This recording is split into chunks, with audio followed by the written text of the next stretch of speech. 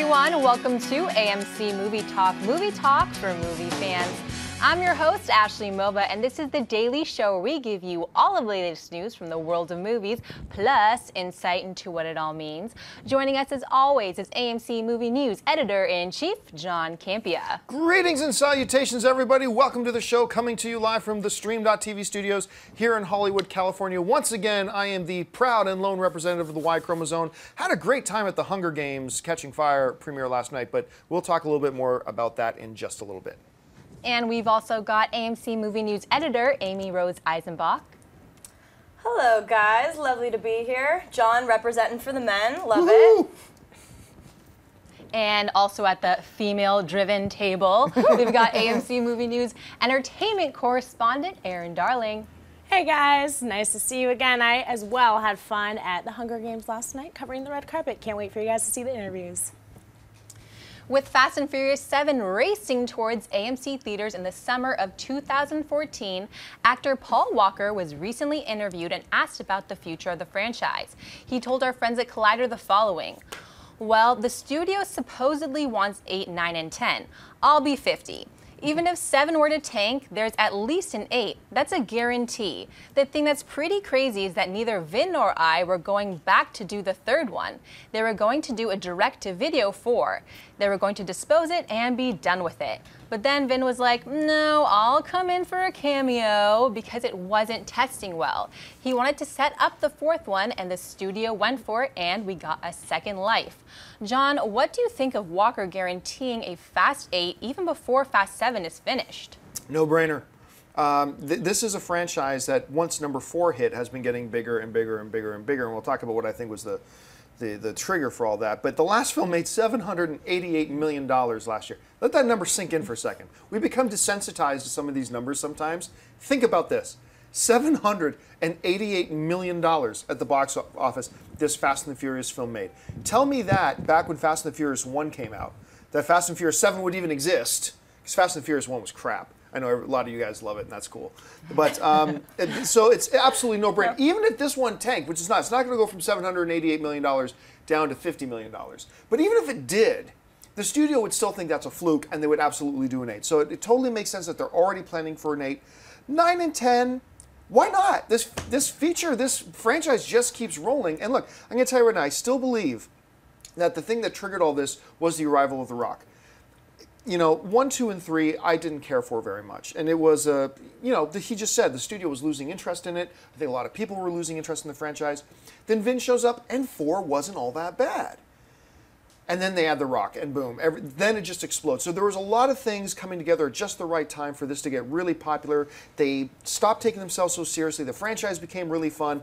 I'm all for it. And I never would have thought that I'd be saying I'm looking forward to more Fast and the Furious movies after seeing 1, 2, and 3. But here we are a few years later. I'm totally hooked on the franchise now. I want 8, 9, and 10 for sure. So I'm glad that they're doing it. Amy Rose, how do you see this? I mean, I'm not surprised at all. Right. Again, that number is ridiculous. I mean, that's keeping a studio partially funded right there. Oh, yeah. Oh, yeah. That's pretty incredible. And yeah, I think Fast 5 really changed everything for me. 1 through 4, they were fun. I mean, you expect a certain level of cheesiness with these films, and, you know, we're not in it because the plot is so amazing. If you try to argue that for me, I don't know what... The Shakespearean-like dialogue. It's just silly. Yeah, but that's not why we watch it. We watch it because of those sexy cars and people and ridiculous stunts that are not realistic at all. And it's really a fun time. I smile throughout the film and laugh and cheer, and it's a good audience experience. So I'm not surprised at all. I kind of like Walker's comments, like, I'll be 50. Well, that hasn't stopped Stallone or Arnold, who are older than that. So that's not really a factor these days. But yeah, I'm not surprised at all. It's going to keep making a lot of money. It's really hot right now. So yeah, and I'm really excited to see what James Wan's going to do, because I really love him as a director, and I think this is going to be a really good fit for him, and I think breathing new life into this franchise with his eye is going to be really cool. Aaron? I agree with you guys there. I think it's a little bit cocky for him to say that we've got 8, 9, and 10 definitely happening, but at the same time, this franchise is not losing steam. And I'm also really excited to see what James Wan does now that the next installment is in his hands. I think it'll be a lot of fun. And who knows, maybe this will be like the cockroach of Hollywood, like that franchise that never dies and just like surpasses everything and That's keeps a going gross and analogy, going. Aaron. But Yeah, it accurate. was kind of gross. But accurate. You know, I would like somebody to get the last couple of Fast and Furious movies and get some statistics for me, because honestly, I got a feeling this number would be high. What percentage of Vin Diesel lines in these films are 5 words or less, spoken in a monotone, cold voice? Is that what you think? Like, what percentage of Vin Diesel's lines are less than 5 words and they're just spoken in a monotone, For low, reals. growly voice? We'll see on the track. You know, whatever. I'd be curious to see So that. is the last installment they're gonna have like cane wars? You know, Maybe they're old stick men. shift. He brings Oh my Kane in the God. car, becomes a stick shift, whatever. All I right. feel like that's an infographic waiting to happen. Yes, I want that infographic. All right, what's next? X-Men Days of Future Past is hitting AMC theaters everywhere on May 23rd, but it looks like the filmmakers aren't quite done with the movie yet. According to reports, the new X-Men production has headed back to Montreal, Canada to shoot additional scenes for the film, and at least one of them involves the character Colossus. John, should we be worried X-Men Days of Future Past is going back for more shooting? No, not at all. I mean, sometimes when you hear that a film is going back for reshoots, that can set off flags, because it might mean that the studio is seeing things they don't like and things that aren't working, whatever. But I think the report that I'm reading on this is very clear that it's not reshoots, it's additional scenes. So what that's telling me is that they're sit back and this is more, when I hear additional scenes, my mind goes to, oh, we found ways to make this even better, as opposed to reshoots, which our mind immediately goes to, they found problems. And that maybe that's not a fair assessment, but I'm just saying that's just where my head goes first. So the fact that they're seeing it, they think, hey, we think we've got some additional stuff that could make it even more cool. I like that they're adding more Colossus. I always wanted more Colossus. Finally. So I don't know how much more Colossus is going to be in there, but I like what I'm hearing, and no, additional scenes, I don't think there's any cause for alarm. Aaron, how do you see it? I feel the exact same way. I really don't think that it's any need to be worried about reshoots. Additional scenes have been fine. We've seen this with Thor. Thor was great. Yeah. Everyone here at this table liked it. And even World War Z, when they went back to reshoot things, it made it a better movie. Yeah. So I'm not worried about it. It was Brad Pitt's most successful film to date. So in this case, Days of Future Past, I'm still excited to see what happens. I'm not worried about any additional shoots that they have to do. You, Rose? Yeah, I'm actually really excited about this because Colossus is such an incredible character, and he's been very underutilized in all his little cameo appearances in the other X-Men films. He's way too cool to be wasted the way he's He's had been. 2 lines. I think he's Exactly. had 2 lines in He's the like franchise so far. sketching Yeah. in Xavier's school and like weird stuff. I don't know. So yeah, it definitely, I don't know. It's time, and I'm not worried about this at all. The release date's not till May. If it was like in a month or 2 from now, we might be a little Oh, yeah, no, worried. they got plenty of time. But they have plenty of time. I couldn't be more excited about this. And yeah, as you mentioned, reshoots for Thor. I mean, when they are really Additional passionate. scenes, not reshoots, additional scenes for Reshoots Thor. and Right. additional scenes. Did they reshoot anything? Apparently, I didn't the think ones they with did. Loki. I just heard they created brand new scenes As with they Loki. should have. That was Yeah. a brilliant film. But yeah, I'm really excited about this. I actually thought you weren't going to be as positive about it based off our last Mystique conversation. So I'm pleased about this. Well, I mean, look, let's put it this way. They're shooting additional Colossus stuff, but with additional scenes, I don't think they're creating a Colossus sub-story. Yeah, no. And so I'm fine with that. He's just a 10th character, Sean. He's just the 10th or I 11th know. character. But I want to see him. I want to see him cannonball Wolverine again. I mean, that was one of the coolest moments in all the original X-Men films, was when they do their cannonball, when Colossus picks up Wolverine and throws him. So cool. That's so cool. I'm really excited about Yeah. that. So yeah, I'm thumbs up for this. Me too. All right, folks, we've reached that part of the show called Buy and Sell. Here's how this works. In front of her, Ashley has a few other items in the world of movie news. She's going to run them down. Then Aaron, Amy Rose, and I are simply going to say whether we buy it or sell it. So Ashley, what do we got? Universal Pictures today announced that the studio has set a new record for its highest grossing year ever at the North American box office, with a total of $1.352 billion. The strongest of the studio's films, excuse me, I'm a horse secretly. The studio's films this year include Despicable Me 2, Fast and Furious 6, and the comedy Identity Thief. Aaron, buy or sell Universal's record-setting year? For me, this is definitely a buy. I mean, we're always here encouraging people to get out to theaters, see movies that they love, support actors and filmmakers that you guys want to see more of, and this is just another example of that. Although these movies were not amongst my favorite of the year, I have to say, more power to you, Universal. Congratulations on having a great year. Yeah, it's kind of funny. I'm going to buy this as well, and it's really kind of cool. And we were just talking about how big Fast and the Furious 6 was. That wasn't even their biggest film of the year. Universal's biggest film of the year was Despicable Me 2, which was so delightful. It was great. I really enjoyed that. And you know what? I don't know why I don't talk about that film more, because I liked it even better than the first one. It was just really, really cool, and it almost made $1 billion at the worldwide box office. So all on its own. Identity Thief was a real pleasant surprise for Universal. I knew they were hoping it would be successful. I don't think in their wildest dreams they thought it would make as much as it ended up making. So some really good surprises, some films delivering that were supposed to deliver and they met expectations, some exceeding expectations. Really good year for Universal. So for me, it's a buy. Yeah, I'm also going to buy it. Despicable Me 2 was great. It was charming and really creative. And for once, I thought the sequel was really, really strong. Yeah. A lot of the times it drops off. And Fast and Furious 6 was a great time. We just talked about that. That does... you know, demand a lot right there. Those two alone could carry the studio. So, and Ashley, side note, if you're a horse, you're a hot horse at that. Thank you. I try. All right, what's next? Taking over $30 million on its opening weekend and only costing $17 million to produce, it should come as no surprise that Universal Pictures is in talks with Malcolm D. Lee to write and direct a sequel to The Best Man Holiday, playing in AMC theaters now. Amy Rose, buy or sell another Best Man sequel? I'll buy it because money talks, yo. It's not really difficult. And not to mention, they didn't release against anyone else. I mean, it was week 2 of Thor, so, you know, while this is successful, it didn't have a lot of competition. That was very, very strategic on their part. But yeah, it's a no-brainer kind of. It literally doubled its money, so not surprised. Yeah, I feel the same way, actually. It's a good business move. It makes a lot of sense for the studio. And I like to see these smaller movies with a smaller budget go on and be successful and make a lot of money at the box office, because I have that soft spot in my heart for indies and documentaries, and I like to see a good movie sometimes without a Michael Bay budget. So congratulations to them. I think this is great, and I'd love to see another movie in this line. Yeah, I'm also really, I love it when sub $20 million budget movies like Best Man's Holiday do well and succeed, and that's always great to see. And I actually really liked the film. I was surprisingly, I was like, wow, this is really charming. There's really good chemistry amongst the characters, but I'm going to sell this. And the reason I'm going to sell is because I thought this movie was the perfect dose. It was the perfect dose of that chemistry and whatever. And I think if that movie was 10 minutes longer, I remember saying this to the person I walked out with, if it was 10 minutes longer, I think I would have started getting bored. I think it was great chemistry, perfect dose of it. It wrapped itself up. I got a feeling I might get a little tired. I think it was 14 years since the first film. And maybe if you wait 14 more, that'd be great. But if I go into another one of these next years, I'm afraid I might be bored of it. Who knows? But for now, I'm going to give it a sell. They'll invent some drama for you. Don't worry. Maybe, yeah. Get ready for 2015 to get a little bit more crowded.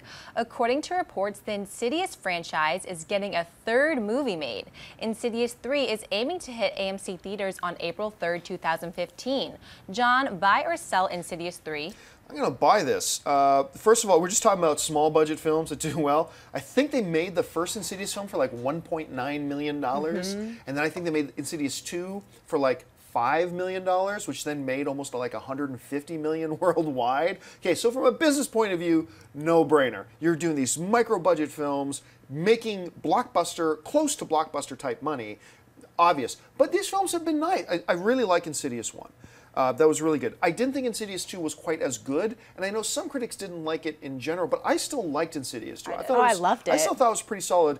So I was happy with it. Do number 3, make it for $7 million and make $100 million. Why not? I'll do that every day of the week. For me, it's a buy. Aaron? For me, this is a huge enthusiastic buy. I love James Wan. I could not say enough good things about him as a director. I think he is so talented, so good at what he does. But he wouldn't be directing Insidious 3. Keep that in mind. That's true. He wouldn't He's be directing moving away it. from the genre. But I love what he's built with this franchise, and I've loved the first 2 installments. So I really, really like where he's bringing everything in this franchise for Insidious. So I would really love to see another one. I hope Patrick Wilson's involved, because I love my movies with the side of Patrick Wilson always. Heavy dose of Patrick all the time. Yeah, I'm a little mixed on this because of James Wan's departure. I will buy it because I did like the first 2 Insidious films. I thought Insidious 2 was deliciously weird. It combined so weird. so weird. Yeah. That's my thing good. right there. I love when they combine supernatural with straight up, typical scares and just different thing that is it just bundles it up in a fun little joy for this horror movie fan. So I love it. But James Wan, if he really isn't on this, I mean, Lee Winnell, James Wan, Rose Byrne, all these characters have returned, and I feel like that's what made it so strong, is because it legitimately picked up right where the first one ended. Right. And so I loved that, factor, but I don't know. I love the story, and I really are expanding on the universe so much, and I feel like they've really created their own great story where they could really go into many other different parts and films and installments, whatever, but if James Wan's not on it, I am going to be a little less excited. No, we should keep in mind, though, his co-writer for the first two, I believe he is Lee writing Winnell. also. Yeah, Winnell is going to be doing the third. He is. I mean, so there is some continuity there. There is, he's also Specs in the film. He also has a little role, which is for all cute, we know, but maybe he was the real brains behind. Yeah. I don't believe that. I mean, but Juan's it's possible. eye and the way he builds and his characters, see. but yes, we'll see. I actually agree with you in terms of the cast. I really want the cast to come back because Yeah. they made that movie amazing. They did. All right, what's next? The new video game adaptation Need for Speed hits AMC theaters everywhere on March 13th and just launched a brand new trailer yesterday. The film stars Breaking Bad's Aaron Paul, Michael Keaton, and 50 Shades of Grey's Dakota Johnson. Aaron, buy or sell this new trailer for Need for Speed? You guys, I just watched this trailer literally 20 minutes ago, and I could not be more excited about it. I was really on the fence with this franchise. I wasn't sure how I felt about this video game franchise moving onto the big screen because, as we know, historically, it's really difficult to do that. But this trailer is a lot better than I expected, and I really, really liked seeing more of it. So, yep, it's a buy for me. Amy Rose? Bye. I'm pretty excited about this. I mean, Need for Speed, it's a very successful game franchise, but it pretty much has no narrative. So it's been a blank canvas for this team. And Scott Wall at the helm, he did Active Valor. He gets right up close. Because he's a stuntman, he gets right up close. This is not Fast and Furious, where it's green screens and a lot of other things as well. This is real action, in your face, live in all its dangerous, fun glory, and I could not be more excited about this. And Aaron Paul, he's such a talented actor. You had me at Jesse Pinkman, and I could not be more excited for this. I thought it was a really great trailer, but trailers can be misleading, but I still am very enthusiastic about this. I think it's going to be a great time. I was not so big on the first trailer that they put out. It's like, generic, boom, boom, boom, whatever, and that's what the movie's going to be. This trailer, completely different story. This is a really good, because this trailer was all about the narrative of the movie. Right. And I got a real sense of the story and where it's going to be going. And I actually liked the narrative they were giving me. I thought there's nothing better than a really good revenge flick. I mean, especially when done right. There's a reason why there's a million samurai movies about revenge, because it's a formula that works. And the action does look pretty badass. It looks like it's going to be shot ridiculously out of their mind. I mean, there's no doubt this is a little bit, concept-wise, this is a bit of a ripoff of trying to piggyback on the success of Fast and Furious. No doubt. But who cares if it's a great movie? And it looks like it's going in the right direction.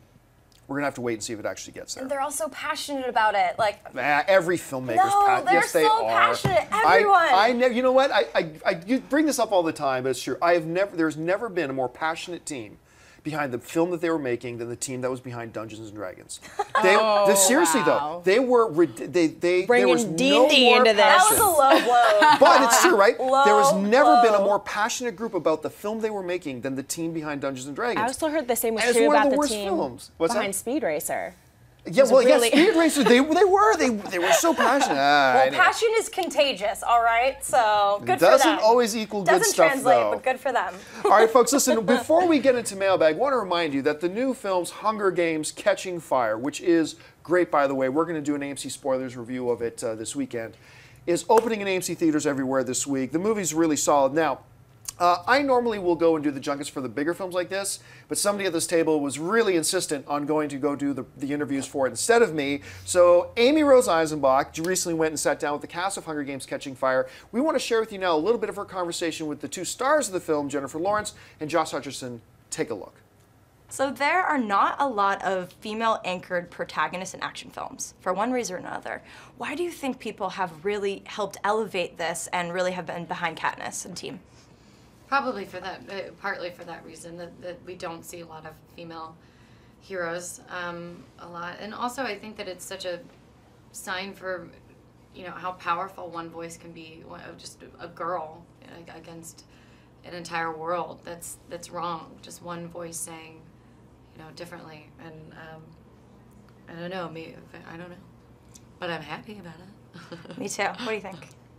I think it's good. I think it's definitely something different. I think it's, I think maybe like the reason why you don't see so many females in action kind of type movies as the lead is because it's not the audience. I mean, the audience typically is the man that wants to see like the other man like doing cool things. But I think that this is an example of how you can't only put stories inside of boxes. You can, think differently and do things in interesting ways. Absolutely. Yeah. So now you've had two very distinctive, different directors. What would you describe kind of Lawrence's take and just how it was to embark on this quarter call with him? Francis tells stories in a very strictly visual way, which is something I've never worked with somebody like that, and I was really blown away by it and really excited by it because looking at the movie, it's just so stunning, and we see so much more of the world, and it's amazing how emotional you can make something by how it looks in a bizarre way. Absolutely. And I think Francis and Gary were so different, but I think they both brought such important and amazing ideas to the stories. I think that the whole world that Gary created, Francis kind of took that and then ran with it in his own direction, which I think is so important to find that balance between staying true to the story, staying true to the book and the world that was already created, and then also making it your own. And I think Francis, the first time I met him, I knew he was going to be great. Hunger Games Catching Fire opens in AMC theaters everywhere this week. You can get your tickets right now, by the way. Head on over to www.amctheaters.com for your theater, showtime, and movie ticket information.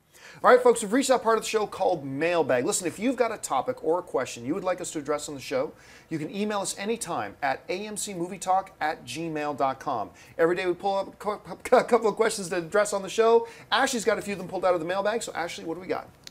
Jameson Plakin writes, "Hi, I love AMC Movie Talk.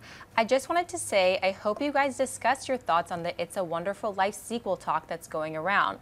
Like, what is your thoughts on it, and have they ever made a sequel before to a film that old?"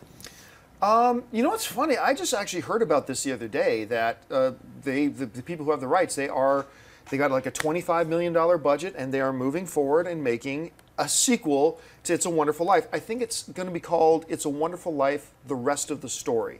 I think that's the name of it.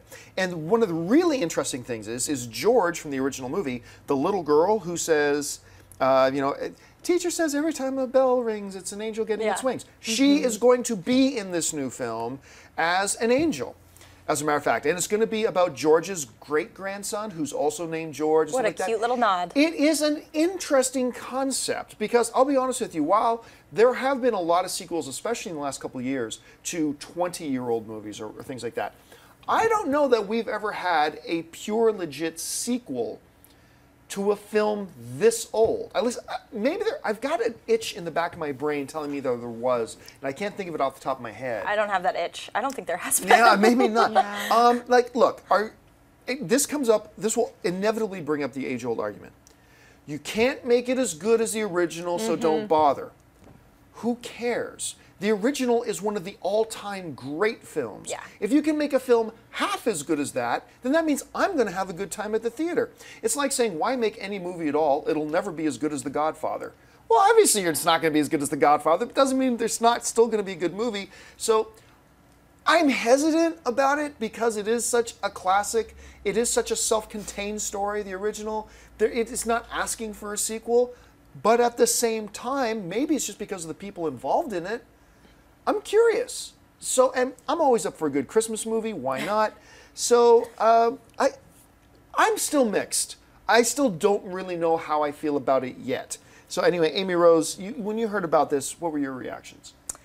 I don't think it's necessary, but I'm not offended by it, you know? Right. Like, if they were remaking it, I probably would be a little bit, because this is a classic movie. You know my stance on that. Sure, it doesn't hurt the original. I mean, look at the Old Boy remake with Spike Lee. A lot of people haven't seen the masterful Park Chan-wook's original, so it is going to get more eyeballs on that. So I do see what it can do for, storytelling and bring it to this generation. But, a lot of the times, most of the time, it's not going to be as good. So unless you're going to really reinvent it it in some magical, amazing way. I'd rather you just not touch it.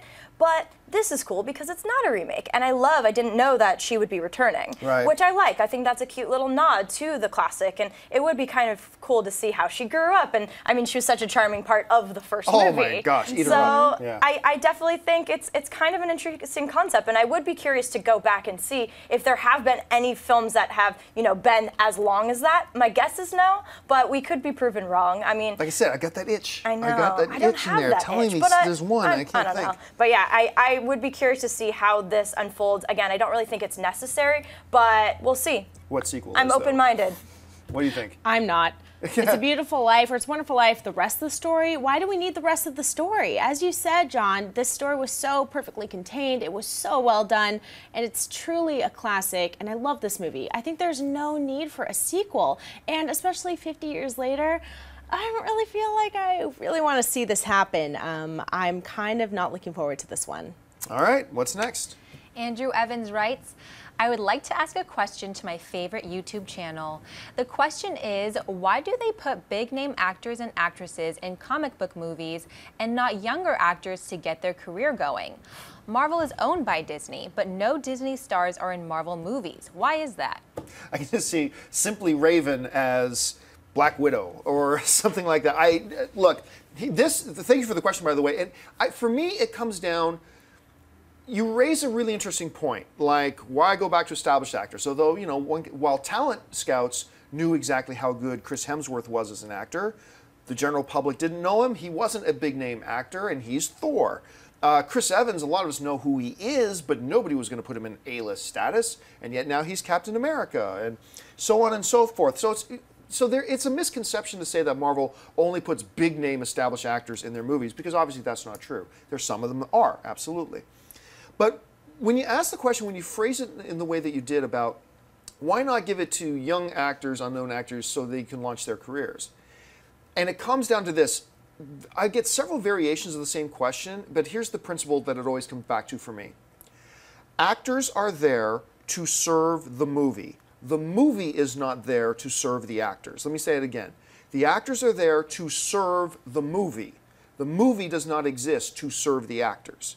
In other words, studios, directors, writers, all that kind of stuff, everything has to be done with the one goal in mind of what will make this movie better. Not what will launch this person's career or what will make this person more famous or what will do that. The goal is what will make this movie the best movie it can be. If it means getting a relatively unknown but known to be talented actor like Chris Hemsworth to be Thor, then you go do it. If it's to go out and get a legendary actor like Sir Anthony Hopkins to play Odin, if they think that's what will make the film better, then go and put him in it. That's got to be the goal. Never worry about, it's not a movie's job to worry about launching somebody's career. That's not their job. Their job is to make the best movie possible. You get the best people possible to go in those roles and get the best fits. And look, if at some point Ashley Tisdale is the best fit to play Wonder Woman, then fine, then more power to them, and they'll do that. But until that happens, that the studio actually thinks that this little girl or this little guy or this up-and-coming actor and that up-and-coming actress are the best fit and give our movie the best chance of success, then it's not going to happen and it shouldn't happen. So anyway, that's just the way I see it. Aaron, what do you think? I think that studios take a lot into consideration when they look about who they're going to cast or who's going to test for a certain role. And it's untrue that only A-list movie stars are considered for these, because I know actors that did test against Chris Evans for Captain America that weren't A-list movie stars. Right. And also there's different ways of defining success in acting. I mean, is a TV actor at the same level as a movie star actor? Maybe not in terms of recognizing and how familiar we are with their work. But at the same time, that doesn't mean that they don't have a great body of work and that they're not talented or well known in certain circles. So it's kind of a misconception that these people are out of the running for roles like that, but I think there's a lot that goes into casting. So again, I think it all just comes down to who's best for that role. Rose? I mean, look at Tom Hiddleston. he wasn't a larger-than-life name No, before he was this. known in circles to be very talented, very talented, but not a now big name he's actor. immortalized. Yeah. And I mean, that's what these films can do. They can serve as a platform. Chris Evans, like you were saying, when he was first cast as Captain America, I was like, oh no, and I love him as that role. Yeah. So I really do think that Disney and especially Marvel know what they're doing. They see the screen test, they see, they have the script, they have someone in mind, and they're brilliant. They know what they're doing. Why we don't want fans picking the actors, because they are the professionals. But I mean, they give all these Disney, High School Musical and all these things. That is their platform. I mean, look at all the actresses that launched with Spring Breakers. They're getting away from that image. It's kind of their responsibility of their agent and, just kind of shaping their career to get that way. It's definitely not the studio, as you were saying. They need to make it bankable for themselves. They're putting a lot of money and effort and marketing and everything with the hopes of this film, being really successful. And they're not just going to throw in a name because they think she has something special. I mean, sometimes it happens. I mean, look at Joey King. She kind of came out of nowhere. Ty Simpsons, all these young, aspiring actors that are really making something of themselves. We see them in one film like Iron Man, Insidious, whatever, and then their career kind of just continues to climb that way. Disney's not stupid. If they see talent, they're going to take it. But a lot of the times, it happens after the fact. So yeah, I definitely think that they know what they're doing. They are the professionals. They see someone for a role, and they're going to go that, whether they're a big name or not. So it all depends on And I'm glad who's you the best brought up fit. Tom Hiddleston, because Hiddleston is, I think, the perfect example for this. Like, nobody at Marvel's like, we need to make this Tom Hiddleston guy a star. Yeah. Because he's talented, so we need to make him a star. Let's, what roles we got open? Loki, let's put him in as Loki. No, it was, you know what? This guy, with all the traits that he brings, despite the fact that he's unknown, and there were some very big name actors up for the role of Loki, by the way, said, we think he will best fit our vision for Loki and really bring it to life.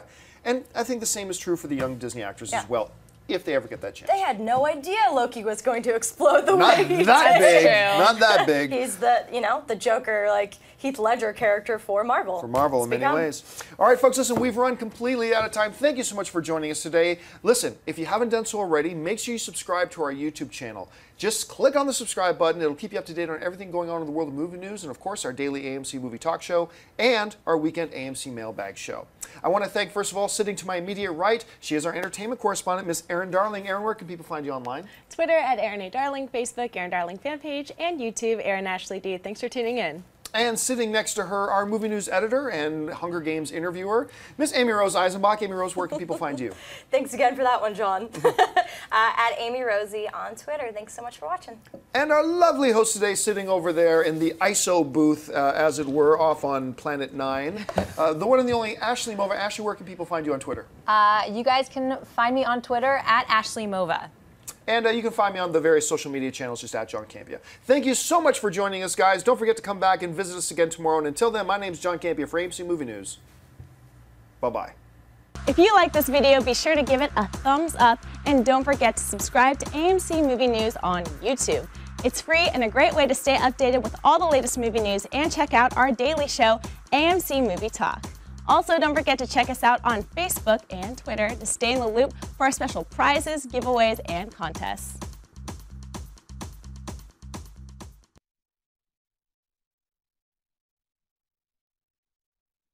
As if it were sponsored by Coke.